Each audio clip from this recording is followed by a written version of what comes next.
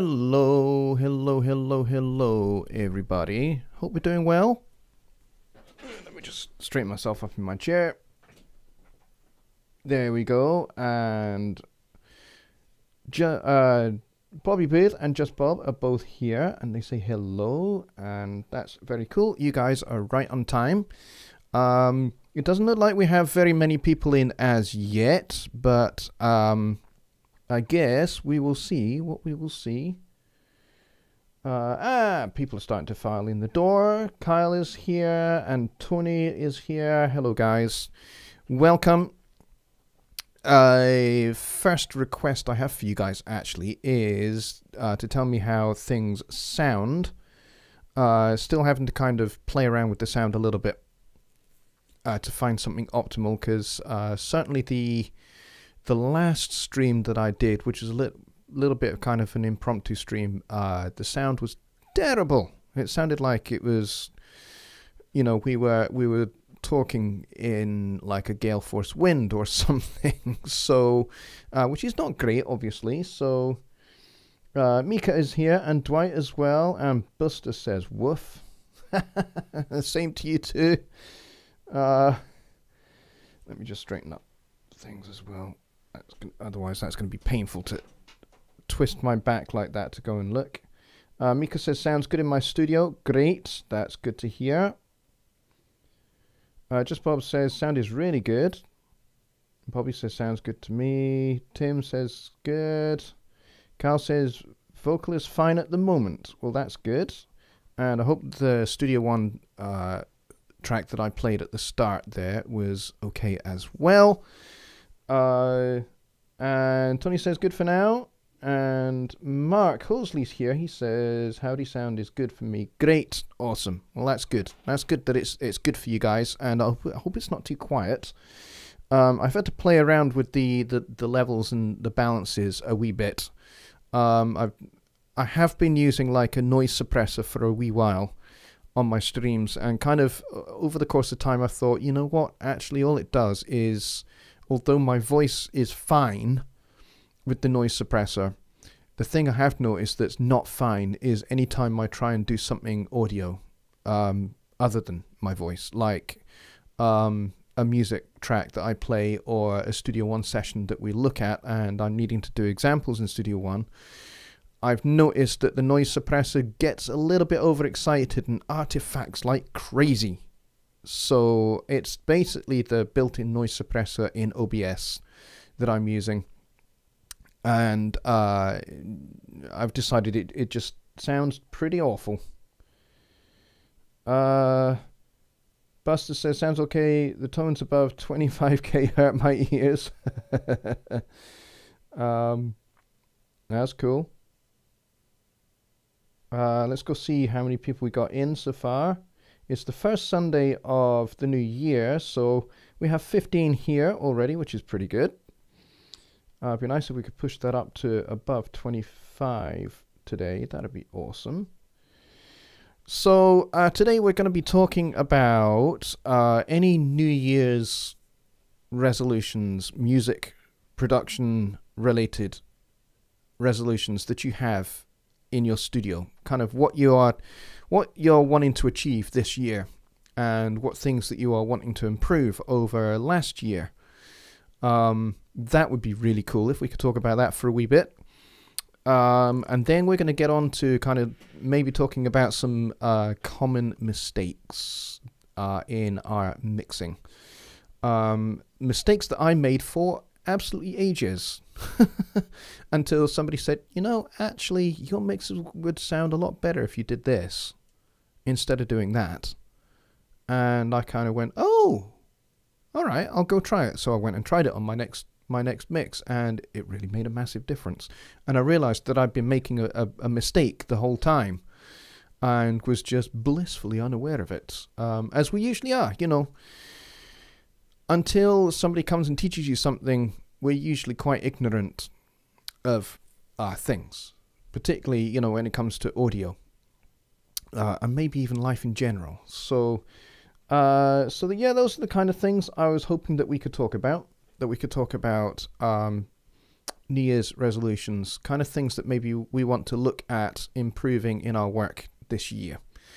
So for some of you, that might be you just want to do a lot more. You want to do a lot more work. You want to be more consistent with how you mix, or you want to, you know, kind of tighten up your workflow or something like that. In my case, I would say I don't really keep New Year's resolutions for a very simple reason. I don't keep them. I start off with the best of intentions to keep them, and then they just quickly fall by the wayside, which is why I long ago dismissed any thought of New Year's resolutions. But really, one thing I do. Am I allowed to say do without thinking of do? I don't know. Sorry, didn't mean to put do in your heads there. So one of the things I do is that at the start of a year, I try to strategize. So there are two things I do. At the end of a year, so like the last week of a year, you know, kind of like the run up from Boxing Day up until New Year's Eve, what I do is I sit down and I reflect on things that I have achieved in the year.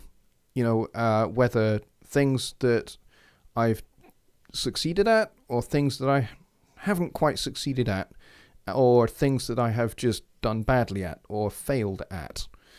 And I write all of these down in a journal.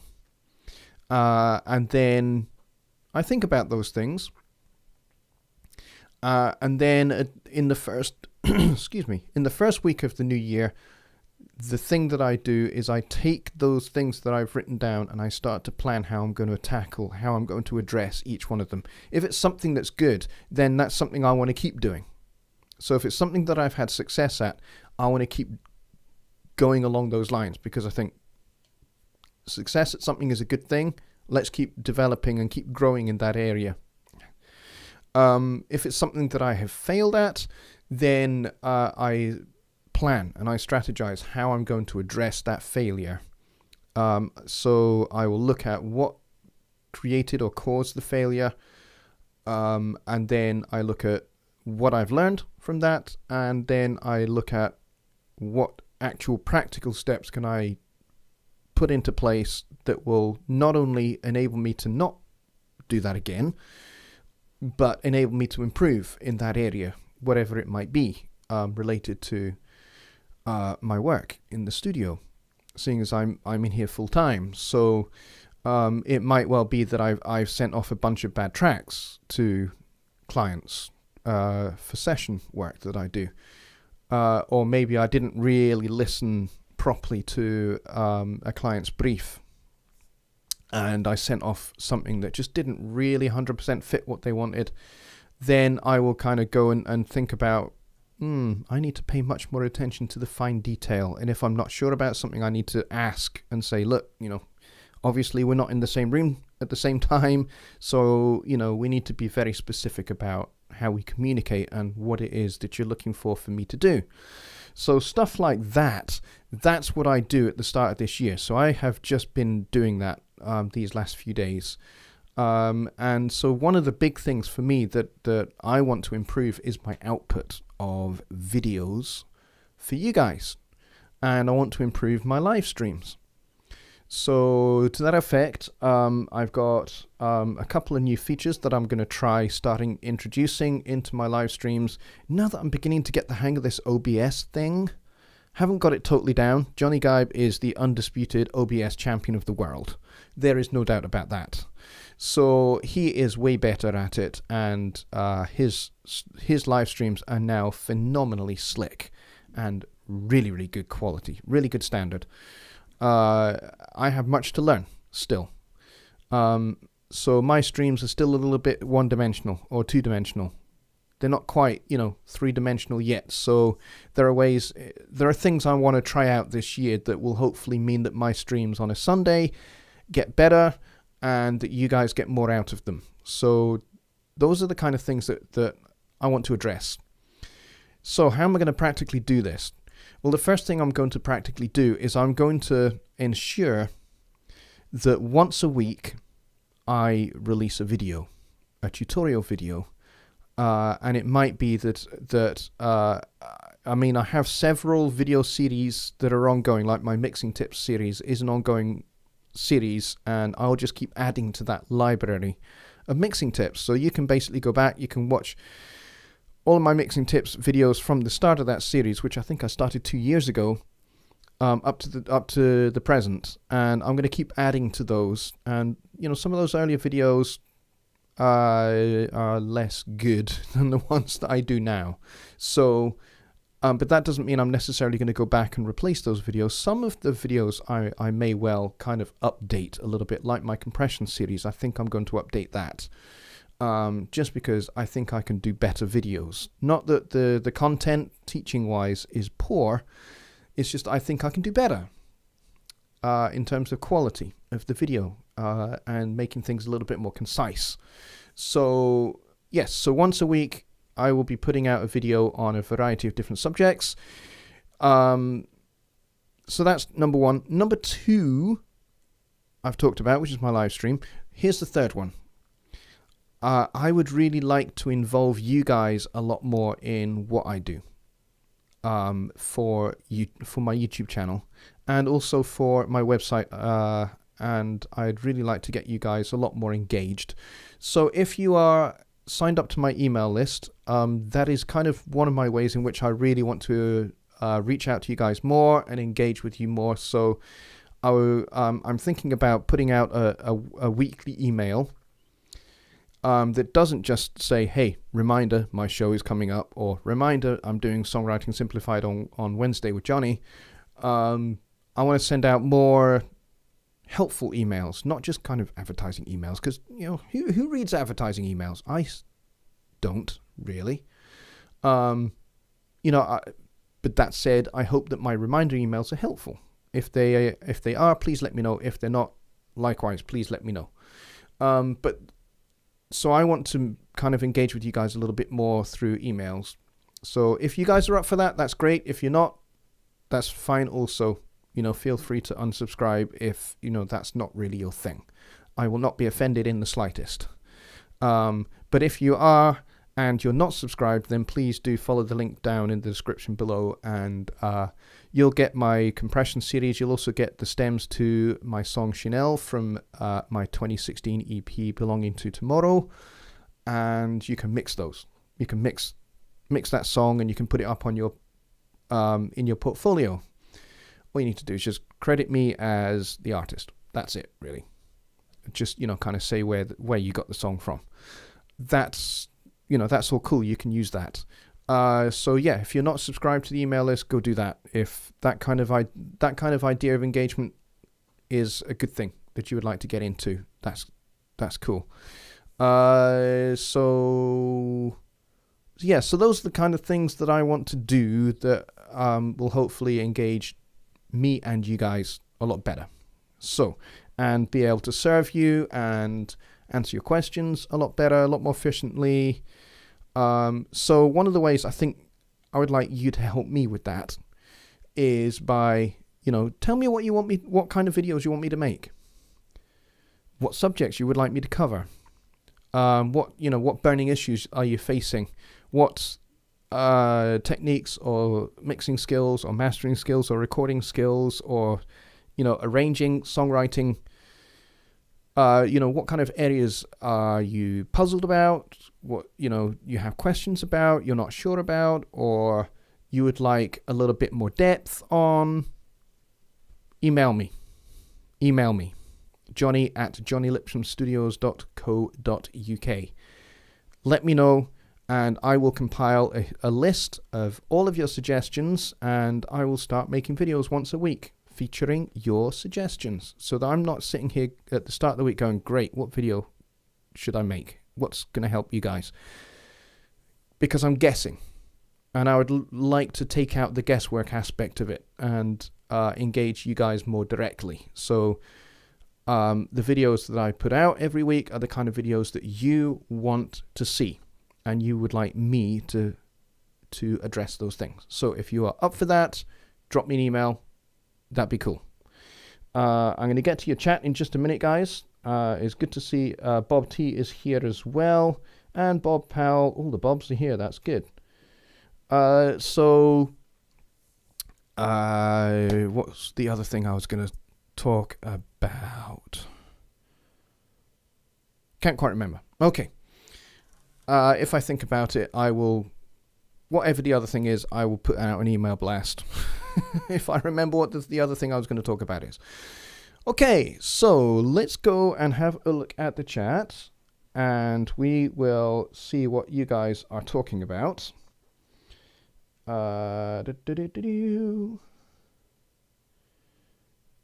says, mixing drums my weak point. Concentrating on that till I learn to get it right. Mixing drums is a toughie.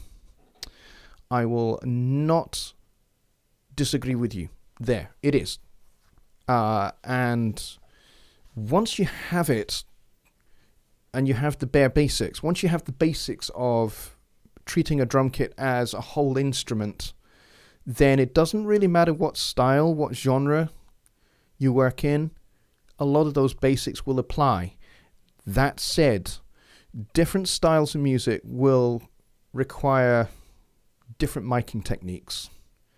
And you can make more allowances for things like bleed in different styles of music. Like, for example, let's take folk music or acoustic jazz. One of those two styles, you can mic drums very, very simply with just a kick drum and a pair of overheads. A 3-mic setup, or set the mics up in Glyn Johns or Recorder Man configuration and just go from there. And so you're really only dealing with three mics, maybe 4 tops. Fewer mics means less phase problems. And without phase issues, that means you don't need to go and use something like auto align to align all your drums so that they're all in phase. So, phase is a big problem when you're talking about drums, because drums, although it's one instrument, it's a drum set, it's made up of many different voices. So you have snare drum, you have kick drum, you have however many toms. If it's just a jazz kit, you're only going to have 2. If it's a big sort of Megadeth style drum set, then you might have 5, 6, 7, 8, 9, maybe more toms. And then you might have, 10, 15 crash cymbals, ride cymbals, splashes, chinas, reverse chinas, stacked cymbals, all sorts of special effects cymbals. Now you're talking about a lot more mics.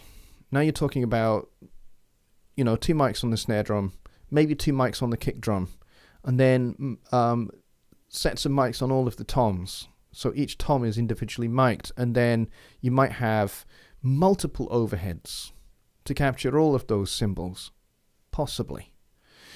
So all of those then need to be in phase with each other, or rather in phase with one that you use to align everything to. And then so what that means is that everything is happening, all of the audio is hitting the mics at the same time, so that you don't get peaks and troughs kind of in opposites. Because when you have peaks and troughs in opposites, that's when, audio can be out of phase with itself or with another mic picking up the same audio. And when that happens, it can make your drums sound really thin. And so you start adding loads of EQ, low end, to try and deal with that, when really actually what you need to do is phase align those pieces of audio, and suddenly all of the girth comes back. So mixing drums is a bit of a toughie because you're having to deal with that particular problem. Now, there are plugins that will do this auto align, this aligning of phase for you. Pretty much just takes a few minutes. I've watched Dave Vignola's video on the auto align plugin, and he does it in just a few, I think like 4 or 5 minutes, and it's all done, and all the drums are in phase, and then you don't have to worry about that, and you can just get on to mixing. the drums. So, yeah, mixing drums is a tough one. I can do a whole bunch of videos on that. My good friend Mike Neighbor has a series that I think he's either finished or he's kind of most of the way through. It's like a 3-part series. Go and check out his video series. If you are in the Home Studio Trainer support group, I think he's actually linked to all 3 of those videos. If not, reach out to him personally on Facebook and he'll be happy to direct you to where those are. They're really good videos. He really knows what he's talking about. And the videos are very thorough and the results he gets are really good. So definitely go check those out. But in the meantime, I will certainly do some videos on mixing drums because I think that would certainly help a few people, such as Kyle. Bobby Booth says, learning to play musical instruments and get better at my mixing. That's good. Those are always good. Now, when you have big, broad kind of subjects like that, I just want to get better at mixing. Break that down. What is it about your mixing that you want to improve? What specifically do you want to address and work on? And then kind of build a little strategy for the year. How are you going to do that? How are you going to develop that particular thing? You know, maybe I don't know, but maybe you're like Kyle and you're just like, hey, I want to get better at mixing drums.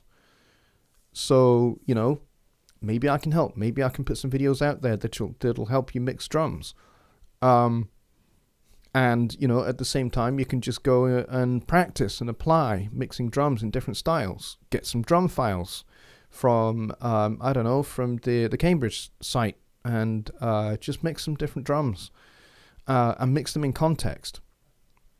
You know, find some tunes that have got, you know, like rhythm sections and then mix the drums in that context, in the context with the rhythm section. You know, in different styles. Challenge yourself. Yeah.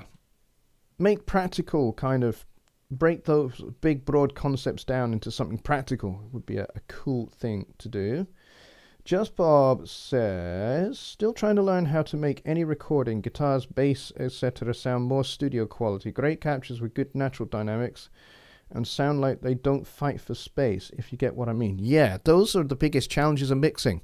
Is how do you make your instruments sound big, and how you get them to slot into the right space without different instruments fighting each other for space. Particularly when let's say you've got lots of guitars, 5 or 6 guitar tracks, and they're all playing at the same time. Well, you're going to get some frequencies just building up just by the fact that you have guitars, because guitars have particular dominant frequencies. They do, just by nature. So the first thing I would suggest you address is find those build-ups. It might be the 400, you know, the 350, 450 kind of area, and kind of address that area. Pull those out. And that, for a start, will mean that your guitars will sit better in your mix, and they'll allow space for other things that you might want to slot into that, you know, 350, 400, 450 kind of area. So address those kind of build-up issues. You know, particularly in the low mids where you've got maybe you've got vocals. A male vocal will have particular dominant low mid frequencies. Pull those out. I would say address those build-up areas first before you start sweetening and making space for stuff. You know, go pull out some low frequencies that you just don't need. I mean, you know, there's a lot of argument about high-pass filtering. There are some people that are on one extreme where they'll say, don't high-pass filter at all. Just don't. You don't need to. Don't do it. And then there are people on the other extreme that will say, high-pass everything. High-pass everything up to 100 hertz. Or, you know, 120 hertz. Except for a kick drum and a bass instrument. And they'll say the reason for that is so that you make room for the kick drum. You make room for the bass guitar. Or the tuba, or the upright bass, whatever it is. So, you know, those will be kind of like their rationale for making sure you kind of like carve out all of that below 100 hertz. Here's the thing, if you high pass too much, you can end up with your mixes sounding really thin. You don't want that. You want your mixes to sound nice and fulsome and round and have plenty of girth and yet not be obese. Sorry, I'm using kind of physical metaphors here. But you want, you don't want there to be too much low end, but you want there to be enough low end that the sound sounds nice and full and even in, across the whole frequency spectrum. So I've changed my position on this a fair bit, actually, because I used to be one of those people that said high pass everything up to 100, apart from a bass instrument. Leave those. You don't need to high pass those particularly, but certainly high pass anything else up to 100. That would be advice that I would have given out. That's not to say it's necessarily wrong advice. In some cases it's good, but I don't think you can basically have that as a set rule for every mix, because it's not going to work for every mix. Depends on a lot of variables. So I think what I would now say is clear out from the low end what you definitely do not need. So, for example, from a kick drum, you don't need anything at 20 or 30 hertz. You just don't. Likewise, from a bass guitar, anything below 40 you don't need, because it's irrelevant information. And guitars don't have any of that information. There's nothing of use down below 60, 70 hertz.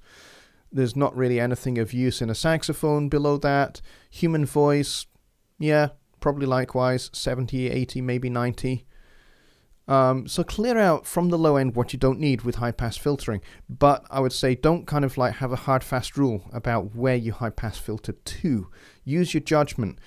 Basically, the way I do high pass filtering now is I would roll up the filter until the source audio sounds too thin, and then I'd roll it back until it sounds just right.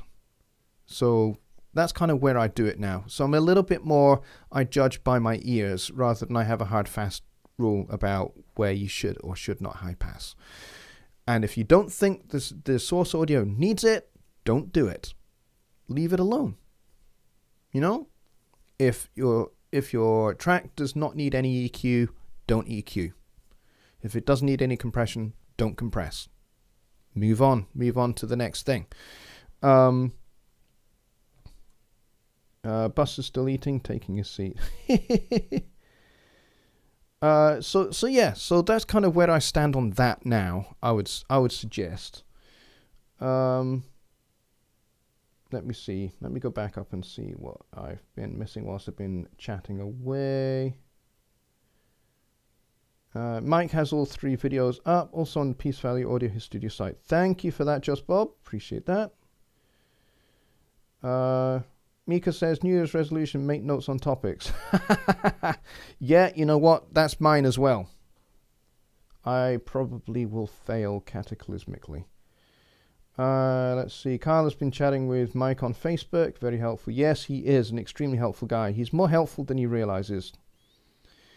Dwight says, improving my understanding of music theory so I can become a better musician and put out at least one song. There you go.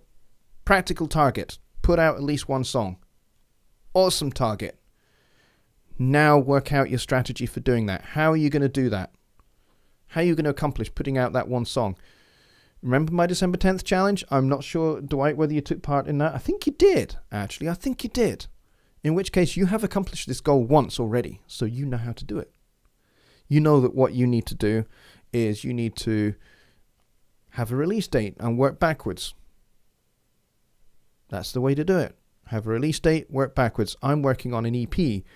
I do have a release date. I'm not going to publicly announce that release date yet, but I have a release date, and I'm currently scheduling everything into my calendar, and my calendar already, for goodness sake, we're in the first week of January, and my calendar is already ridiculously full.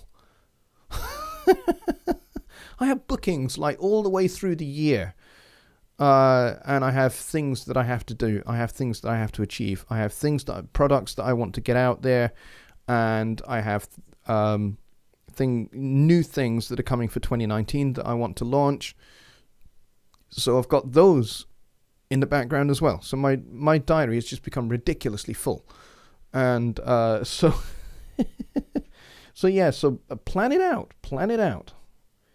Kyle says Auto Align is the only third-party plugin I've actually purchased. Well, there you go. It's a good one as well. Woodbeast says Happy New Year to all the JL fans. A very Happy New Year to you too, Woodbeast. Good to see you here.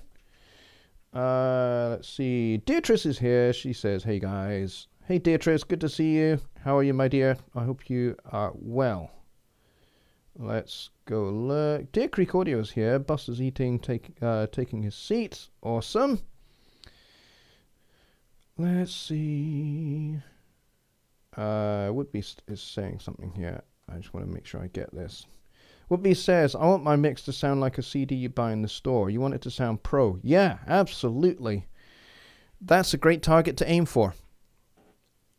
Now, here's the thing. What makes that CD, what makes the mix on that CD sound pro? What are the elements that make it sound professional? That's a question for you. What are the elements that make that mix that you're talking about that's on that CD that you really like? What makes that pro sounding? Go put that CD on after this show. Listen to it with a notepad and start to make notes of the things in the mix that really stand out to you as being, wow, that's great. Wow, that's great. Wow, that's really good. And then think about how you might go about matching that with a mix of your own. Bring that song in to your session as a reference track. And then listen to those elements in the reference track. Listen to how that mix engineer has dealt with the snare drum. Then go look at the snare drum in your session. Compare the two. And you know, listen critically. How does it sound? Does your snare drum sound really thin and biscuit tin lid like? Whereas the one in the professional mix has a lot more beef and girth to it. Okay. What do you need to do to adjust that biscuit tin lid sound to make it sound nice and full and solid like the one that's in the reference track? That may well be some EQ. Okay, what frequencies are you going to cut? What frequencies are you going to boost? But then it also might be some compression. It might even be some parallel compression. How are you going to do that? How are you going to achieve that? A little bit of experimentation, a bit of critical listening with your reference track, and then applying what you hear so that you get your mix kind of as close to that reference track as you can. And you know what? The more you do that, the more that becomes your standard practice. The more you build up in your mind what a good mix sounds like. Then I'm not saying you don't need reference tracks, but you certainly get to a point where you rely upon them a lot less. And also, because in your mind you've shaped this idea of what a good mix already sounds like to your ears, in your room, in your situation, with your gear, and you've achieved that repeatedly, and you know what a good mix sounds like, then you can start just kind of mixing using what you have in your head as your reference. And yeah, you still compare that to a reference track. Absolutely. I've been doing this for a long time. I've been doing this for over 20 years. I still use reference tracks because they help me not get distracted by the minutia. Because I can very easily get distracted by, hey, I want to make this vocal sound like this. I want to, mess around with this EQ setting on this vocal. And before you know it, I've spent maybe too long piddling about with this vocal, forgetting what kind of like my overall goal for this mix is. And then I go back and I listen to my reference track and I go, actually, you know what? I didn't need to do any of that with that vocal. I really didn't. And so you go back, you undo, and, you know, sanity restores itself. So, you know, even as a seasoned mix engineer, I can still get distracted sometimes. So a reference track, that's what they're there for me, is kind of like, they are my little touchstone that I go back to every once in a while. Maybe, you know, every sort of 50, 60 minutes of mixing, I'll go back and just kind of like touch base with that reference track and make sure that what I'm doing is on track. You know, that really is the only reason that I use them now, is just to make sure that I'm still on track. But that's a great one. Deer Creek says, ears first, EQ graph second. Totally agree. Yeah, I try and rely less on what I see in the GUI and more what these tell me to do. What the song tells me to do and what my instinct tells me to do. Which is why I love SSL channel strip plugins as opposed to the Pro EQ. The Pro EQ is fantastic, don't get me wrong, because you can be really, really precise and surgical with it. But the thing is, you can easily look at the waterfall graph and go, oh, there's that little frequency poking up at, like, 650. Okay, notch that out. And, but it's kind of, the GUI is telling you, hey, notch this out, which sometimes can be really helpful, but sometimes it can just be a hindrance. If I'm constantly studying a graph, like, I know lots of people, they have all sorts of phase meters and different spectrum analyzers up on their screen. I'm just like, all you're doing is looking at stuff. You're not really using the flappy things on the side of your head, which is ultimately what your end user is going to use to determine whether your mix is actually any good. Whoever your client is, if you have clients, or if it's just something you do for yourself, or something that you do so your friends and family have got some new music to listen to. Well, your friends and family are still going to use these and listen. That whether you like it or not, they're going to listen critically. They might be able to say, "Hey, actually, this like my wife. My wife is great. My wife is my second reference track. She's my second line of quality assurance. Before I send a mix out, even if I'm happy with it and I think it matches my reference track really nicely, my final line of quality control before it gets sent to my client is my wife. My wife is not a mix engineer. She's a midwife. She is a musician, but she's a midwife by profession. She's a really, really good flute player. She's got a good ear for what sounds good. And so, she doesn't have all the technical know-how. Although, we've been married for 12 years. And she's obviously involved with what I do to some degree, as much as, to some degree I'm involved in what she does. We talk about our days and what we've been doing and stuff. So, so she knows a little bit now. But, even right at the start of our marriage, I would still run a mix past her ears and I'd say, hey, have a listen to this. Tell me what you think. Be as critical as you like. And she would say, yeah, this sounds really, really good. But you know what? The bass is incredibly loud. Or, those guitars are really harsh. Like one of the things that she said about my December 10th challenge song that I put out there. She said, it's a really good song, but it's lacking something. It just sounds a little bit empty and a little bit dull. At this point, all I had was kind of rhythm section and vocal, and the backing vocals. And she said, there's just something missing. It just sounds a little bit dull, a little bit samey. I kind of lost interest after about 30 seconds, and I was just like, well, that sucks. Lost interest after 30 seconds. And I thought, okay, if my wife is going to lose interest after 30 seconds, then everybody's going to lose interest after 30 seconds. I need to rethink this a little bit. And so I did. I went for a walk, I came back, and I had a plan. And my plan was to add some orchestral elements to the song. So I did. And when I'd finished all of that, she came back from work the next day. She came back from work and I said, hey, have a listen to what I got now. And she had a listen. She goes, you know what? This is really, really good. It's, you know, the extra orchestral elements you added, she said, you know, they've brought some life and some interest to the song. And it now really, really works.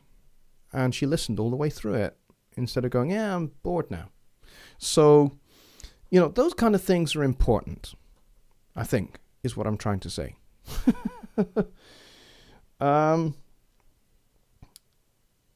Let's see. Woodby says, but JL, they use processing to make it sound good. Are we talking about the CDs? Yeah, they do. Yeah, CDs are mastered. Absolutely. You've got to bear that in mind. But that still doesn't mean that your mix should not be able to sound in that ballpark. All you need to do is level match the mastered song with your mix. And when you have them level matched so that, you know, one is neither louder than the other, you can now listen a little bit more critically to what the mix engineer has done. Yes, there's been some mastering done, but really if the mix is really, really good, the mastering engineer is hardly going to touch it, to be honest. The mastering engineer is going to go, this sounds great as it is. All it needs is just a little bit of limiting, and that's all they'll do. You know? But, you know, you can still take into mind what the mastering engineer has done so that you can kind of build those elements into your mix so that you are effectively mixing as if there is no mastering.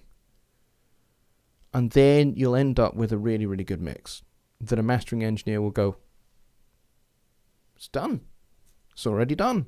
All I need to do is just bring the output up to, you know, a good, reasonable loudness level, and job done.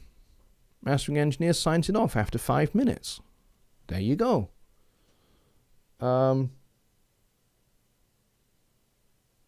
Deer Creek says, have you ever tried out Harbel for mixing mastering? It's mostly dealing with a graph, but I've used it for live backing tracks to match EQ and volumes with great success. No, I haven't. To be honest, I hadn't even heard of that before.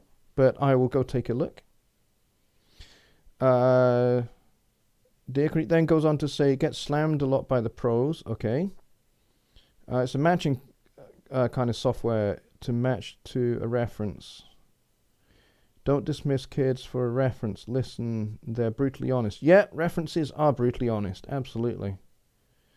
Deer Creek says, my wife always says too many drum fills. Yeah. I know what you mean there. Tony says, in Isotope Ozone 8, you can have reference tracks, and it automatically looks for what is good, and you can adjust from your ears after that. I like that. Well, that's helpful. That is definitely helpful. Isotope really do make good stuff. I quite agree. The other camp is the T-Rex people. Yep. I know a lot of people that are big T-Rex fans, and I know a lot of people that really don't like it. Yeah, totally. Yeah, some good stuff going in the chat there, guys. I really appreciate your comments. Keep them coming. Nectar is sweet. Yeah, Wood Beast, maybe I didn't realize that was a pun, but you probably did, knowing you. Knowing you, that was a deliberate pun. It's a good one.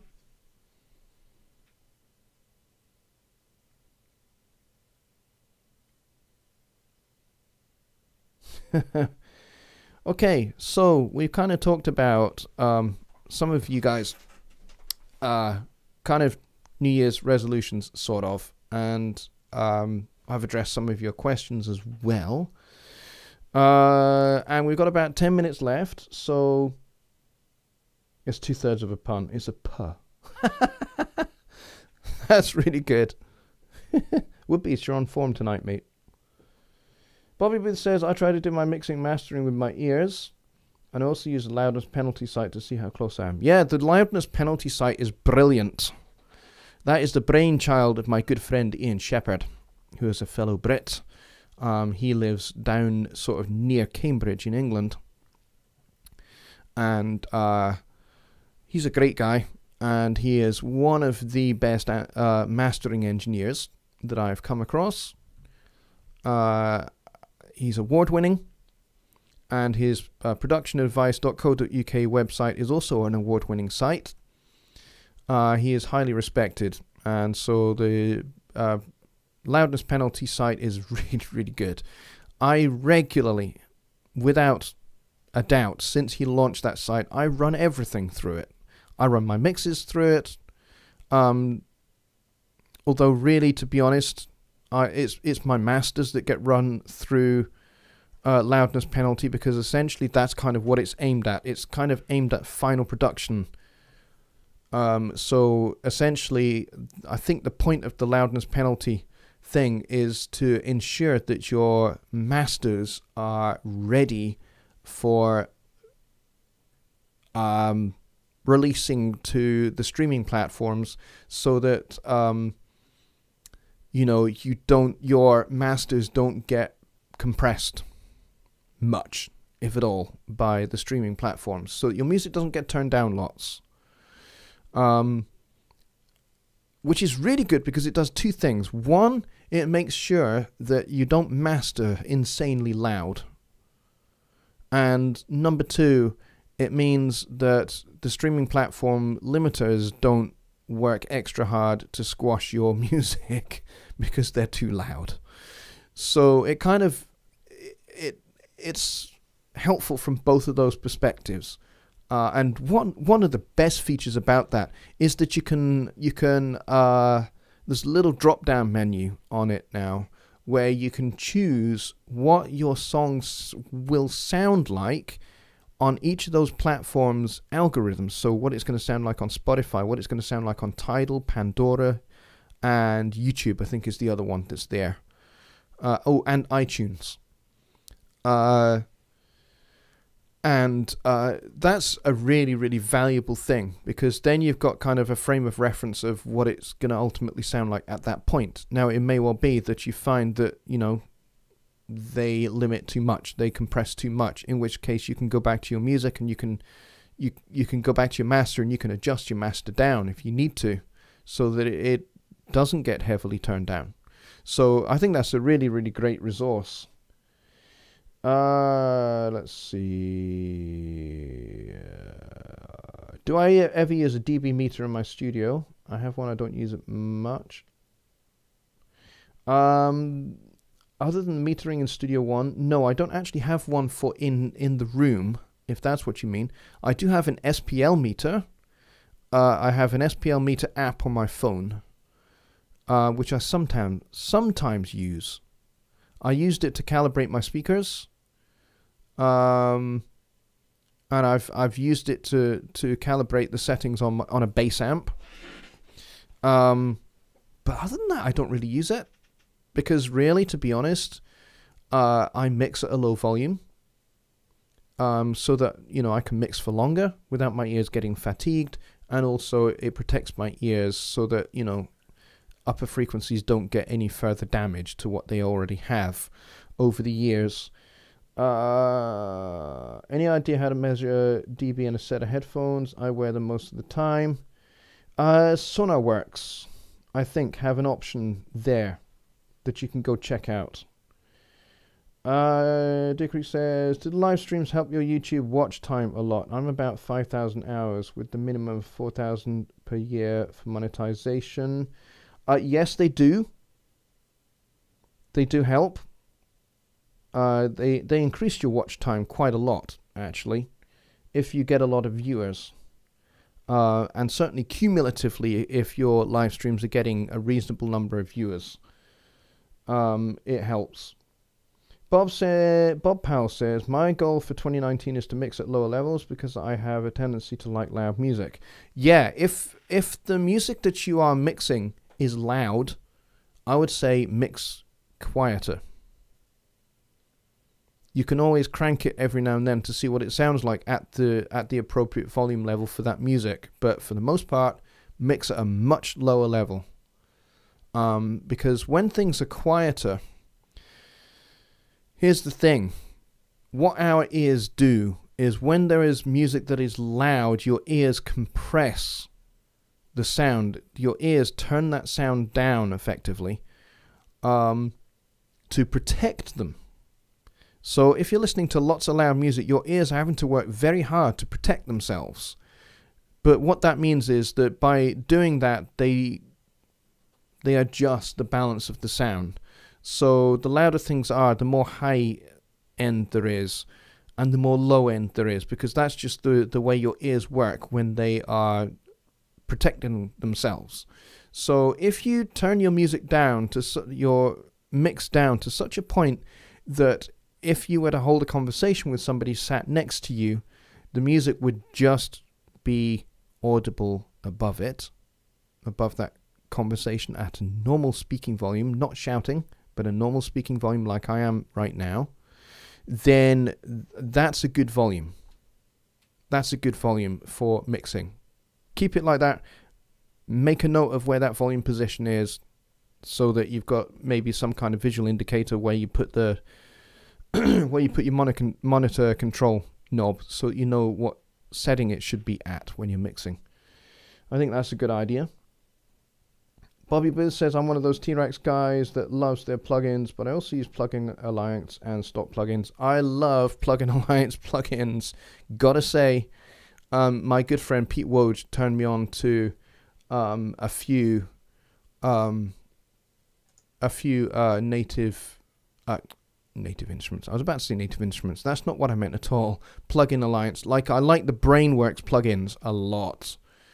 And I have a few of them now. I've got a couple of SPL plugins as well from Plugin Alliance. And, you know, they very often have sales, actually, where you can get some really good quality plugins for cheap over there. I really like that Brainworks Opto Compressor. It's a fantastic little guy, and I often use that on different sources, and I've just picked up their de-esser bundle, which is basically a standard de-esser and a dual band de-esser, the SPL de-essers. So I've got those, and they are really, really good. I would say they're better than the Waves de-esser, and they are as good as the one that comes with the Slate bundle as well. So I like Plugin Alliance as well. Deer Creek says, I take tips on tag words for YouTube videos. Some videos do great, others do horrible. Yeah, you need to tag appropriately. Here's what I do. For my tutorial videos, I will put in the tags box, I will put what's the software I'm using. It's Studio One. So I'll put Studio One 4. I'll put Presonus. I will put Jonny Lipsham Studios. I will put audio mixing tips if it's a mixing video, or audio mastering tips if it's mastering, or mixing bass, whatever. I try and think what I would be thinking of if I was sat on YouTube and searching for videos. Like if I wanted to search for, hey, you know, mixing bass guitar, then I would actually put that. If my video is about mixing bass guitar, I would have that as a tag. You know, for my Studio One 4 series, my 4.0 series, when Studio One 4.0 launched, I tagged every one of my videos with Studio One 4.0. And I got thousands of views, and I still get hundreds every day of those videos. Hundreds of views every single day on those videos, and they have done outstandingly. They have passed that series as a whole has passed 25,000 views. And the bulk of my subscribers come from those type of videos where I'm reviewing something, which is interesting. you know, but, you know, some of my mixing tips videos work really well and some of them don't. Contrary to what a lot of people will say to you, there isn't really a formula. There isn't really a formula for making a successful audio video. You just have to make your videos really engaging and really interesting and really helpful and educational. Give them, you know, give the viewer something to hang their hat on at the end of the video. So when they've watched the video, they've got something to immediately go and practically apply. Or you're giving them something to think about. And then, of course, you need to have a call to action at the end of your video that keeps them coming back for more. So in my case, I have please subscribe as my call to action at the end. Plus also I have my links to my Twitter and Facebook pages there as well. And I also have in the description of every video I release my email list subscription.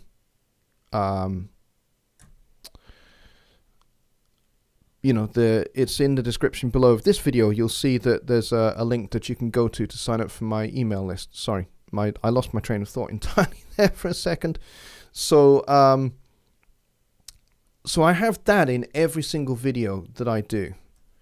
And you know, some videos will do great. Some mixing videos do really well. Like my compression series does really well. My EQ series, yeah, not quite as well. My review of the Klanghelm MJUC compressor did pretty well. Still got quite a lot of views, and I still get quite a lot of questions about that one as well. My review of the PreSonus headphones, the HD7 and HD9s, that video does well as well. So, but you know, there are some videos that just haven't done very well at all. Like a couple of my songwriting videos just haven't caught on at all. And that's okay. Doesn't bother me too terribly much. But those kind of things where a video doesn't work, that informs me. Okay, my audience is not interested in that. Let's go and make something else. And again, that brings me back to what I was saying at the outset of tonight's show. I want your engagement. I want you to tell me what videos you would like me to make. What questions you have that you would like me to address in a video. Because that's the best way I think I can create content that you want to see. Rather than me guessing at something that you want to see, you don't want to see it, so you don't watch it. And I go, oh, that video has hardly had any views. Odd. Far better for us to have a two-way relationship where, you know, you tell me what you want me to do to create content that's going to help you. And then you get the video and you watch it and it helps you.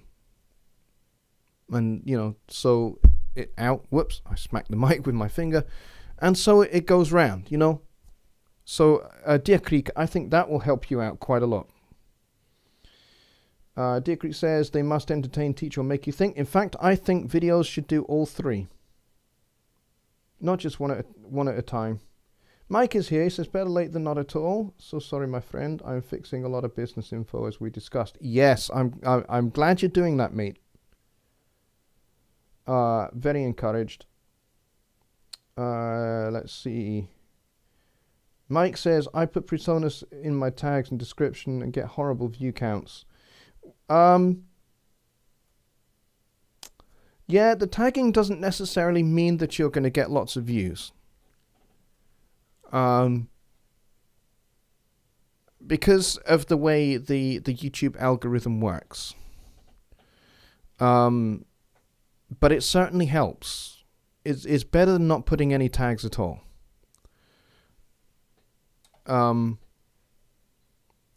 So don't just put PreSonus in your tags. Put, you know, as many tags as you can think of. You know, think about what is this video about?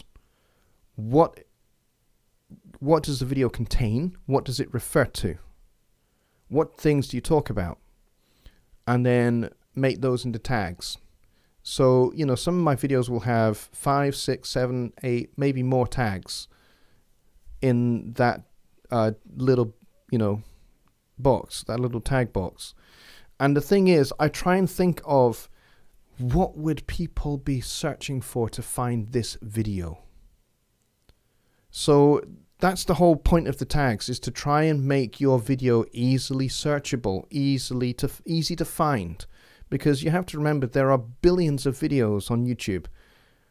And there are hundreds of thousands of audio mixing videos, particularly on compression. There are hundreds of thousands of videos on compression. What's going to make my series stand out? Well, I'll tell you what's going to make my videos stand out compared to someone like Graham Cochrane's or Joe Gilder's or even Jonny's. And, you know, all three of those guys are great friends of mine. You know, I talk to them a lot. Particularly Jonny, I talk to him every single day. Joe, I talk to most weeks. And Graham, I talk to when he's not quite so busy. But I do talk to all three of those guys a fair bit. So here's the thing. What makes my compression series different to theirs and stand out to theirs? It's my approach to compression. It's my way of teaching compression that's different. My sense of humor is different to Joe's. My sense of humor is different to Graham's. My teaching method is different. So, you know, there's lots of things that are different about it, even though we're all talking about the same subject. So just because there are a lot of videos out there on compression doesn't mean you should not therefore make videos on compression. Actually, it means that this and all of these videos, by the way, all of these compression videos have lots and lots of views. Why is that?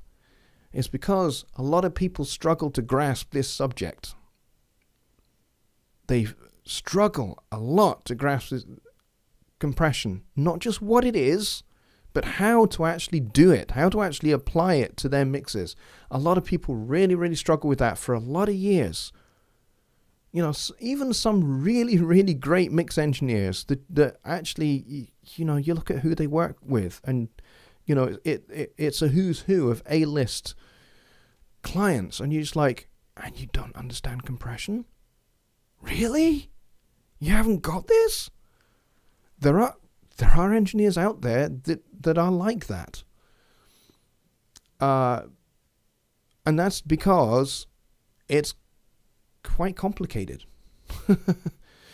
It took me a long time to understand it, and it took me even longer, having understood it, to then actually apply it and apply it well and apply it skillfully, to the point where it's just like a compressor is just a tool that I use now. I don't worry about it. It's just a tool that I use. So, you know, that should inform us that actually, even if there are hundreds and thousands of videos on compression, make a video on compression. Make several videos on compression. Think about what's not out there and talk about it. At least that's what I try to do. I mean, my channel is coming up for 2,000 subscribers now. I know that Chris, you have passed 2,000 subscribers. So we're kind of both in that kind of same area in terms of numbers of subscribers.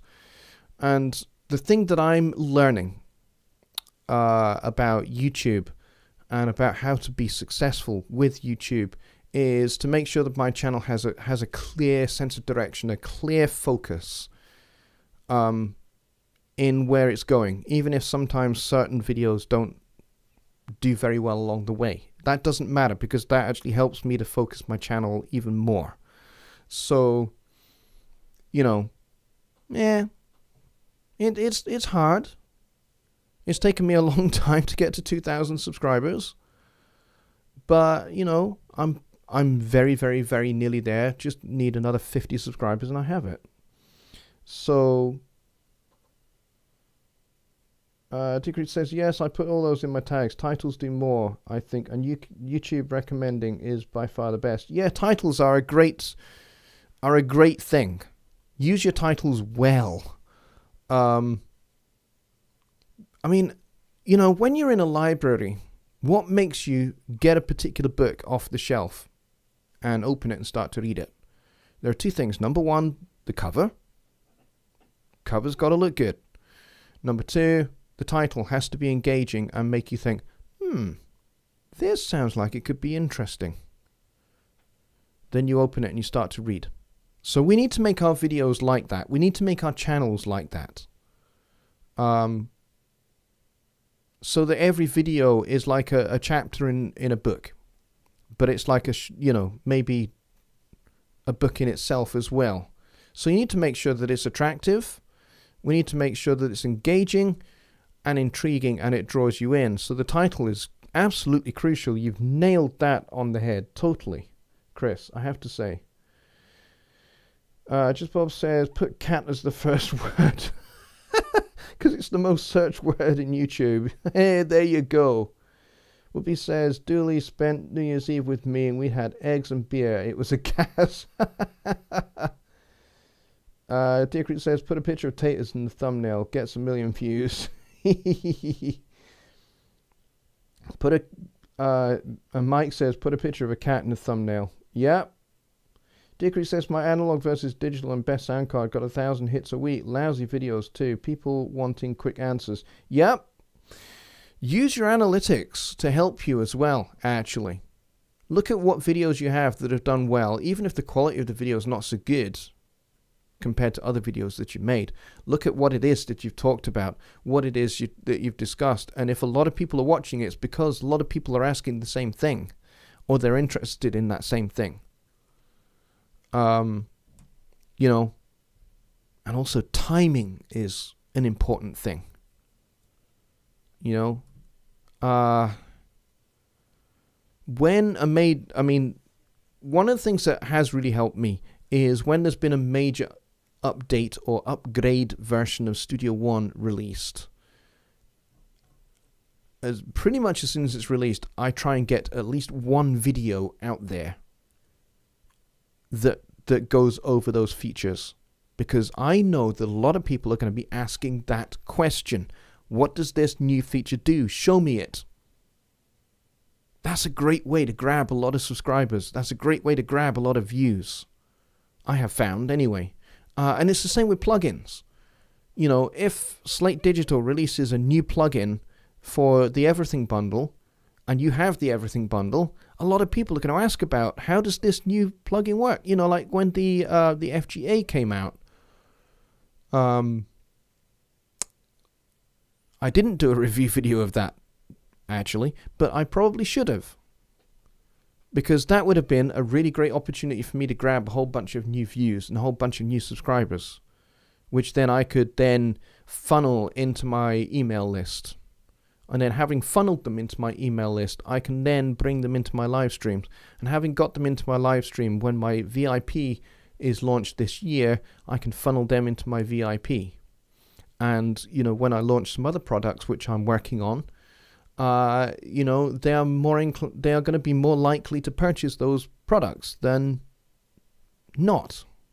So seizing the opportunity to, you know, when something new comes out, make a review video.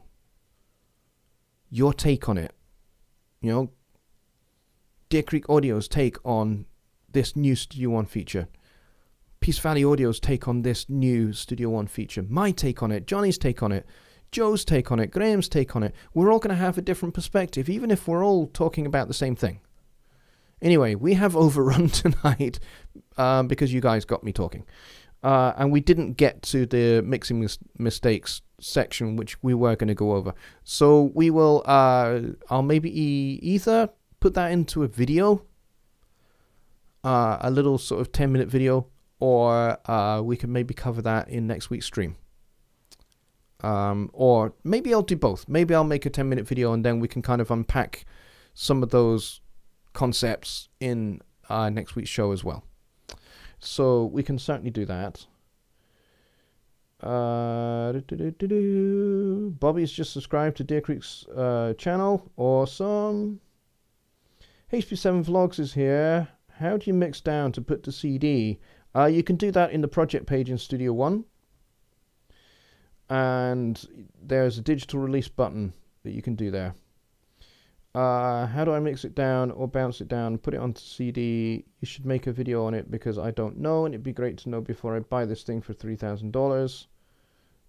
Buy what for $3,000? Studio One is not $3,000 as far as I knew.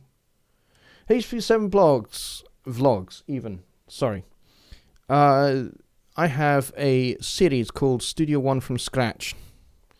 Go and watch that series, and don't skip any of the episodes because they're all related and they'll all help you get to the end point, which is getting it onto a CD or up for a digital release. And the very last episode of that series covers that particular question you have right here in detail. Okay, so go watch that series. It's called Studio One from Scratch. It's on my channel here. You can go look at that after the show.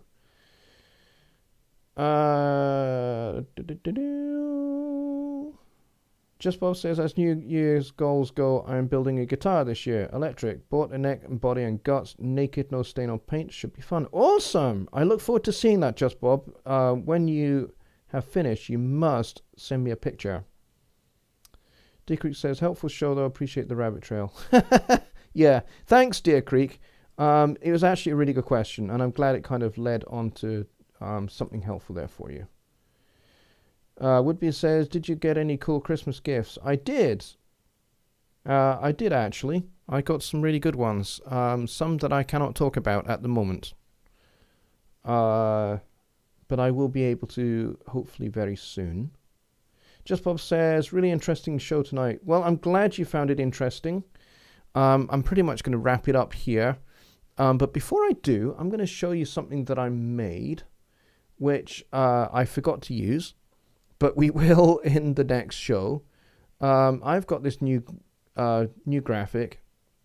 It's a little bit basic, but I'm working on it, and this is kind of part of what I said about improving my streams.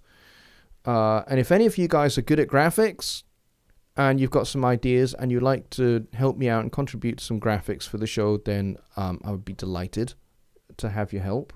But when we go into the Q&A section at the end of my show, which we are going to do, we're going to divide my show from here on out into roughly 3 sections. So first section will be a talking point, second section will be demonstration in Studio One, and oftentimes those 2 sections might be combined. And the third and final section will be this one here, Q&A time. And hopefully this will help give the show a little bit more focus. So I know it's a little bit simple. I'm not very good at graphics. But if any of you guys know of a better way to do things, or have some suggestions in which, ways in which I can improve that particular graphic, then by all means, please do email me your suggestions. Jonny at jonnylipshamstudios.co.uk. Would appreciate that. Dickory says, I'd love to help with graphics if I can. Awesome. I appreciate that. Okay, so we're going to wrap this show up here, guys, and I'm just going to say a very big thank you to everybody for coming in tonight. Really appreciate it. I'm just going to quickly check and see. Let's see how many we had. 22. That's pretty good. We've got 22 watching right now, and I'll look at peak viewership later. Deer Creek says, Facebook message me what you specifically want. I've got Vegas and Photoshop both. Awesome. Chris, you're a great guy. Thank you very much. We will definitely have a chat, okay? Probably not right now because it is now 20 past 1 in the morning here. But maybe tomorrow I will, I'll sit down and have a think about some things that we could do together, okay? Appreciate it. Deer Creek says, and you can use loops in OBS too. Yes, I did know that. Jonny and I were going over that just recently. And for whatever reason, I can't get it working. But yes, I know you can use audio loops in OBS. Let's see. Yes, exactly. Deer Creek. Snooze. Mike says, I'll be in touch. Awesome, Mike. Appreciate that, mate. Okay, folks, I'm going to bid you all a very good night. And Whoopi says, Adobe After Effects also. Yeah, I have Canva, which is it's an online kind of graphic design thing. I use that for all of my titles for my videos. Let me see. Like this one that I put up at the end of the show. This I did in Canva as well. It's really, really simple to do. But I also made my my album covers using Canva as well. So like the one that I had for Faces and Places is done in Canva as well. And yeah. So there you go. So I'm a bit of a simpleton, really. But yeah, I appreciate your help. And I thank you very much, folks. GG scrolling is a loop, for instance. That might be something you like. Yeah, maybe. We can certainly talk about those. And I'll catch up with you, Chris. So thanks very much. All right, guys. I'll bid you a very good night. Cheers. See you on Wednesday for Songwriting Simplified over on the HST Livestreams channel. Cheers.